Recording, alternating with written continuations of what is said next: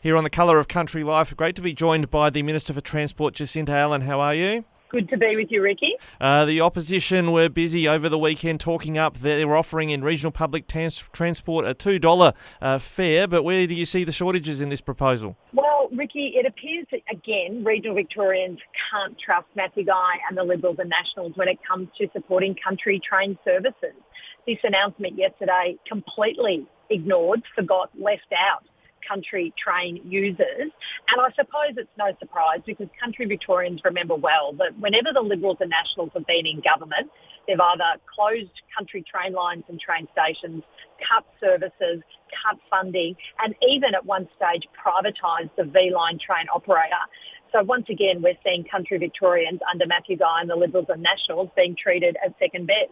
When it comes to the operation of V-Line, is it something that they couldn't have made a proposal about a $2 fare unilaterally? Did they need to consult, or is it something that the government itself could, for instance, if it wanted to, set a fixed fee? Well, really, it's up to Matthew Guy and the Liberals and Nationals to explain to country Victorians, to country train travellers, why they are being treated as second best, indeed worse than that, being completely left out of this latest announcement. We've seen something similar, though, with the commitments in regional health, where they made a commitment in regional health and are now already cutting that commitment.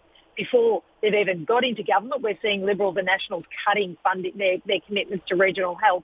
Now we're seeing country train travellers are being treated as second best with this latest announcement. What is the situation with V-Line? Is it privately run or owned, or is it publicly run, or a mix of both? Well, country Victorians with longer memories, Ricky, will remember that it was Jeff Kennett and the Liberals and Nationals who privatised the country train operator, and it took a Labor government to bring it back into public hands. And for the last few years, it's taken the Andrews Labor government every single regional passenger line in regional Victoria, building new train stations, upgrading many others, and most importantly, as a result of all that work, running more train services for country train passengers.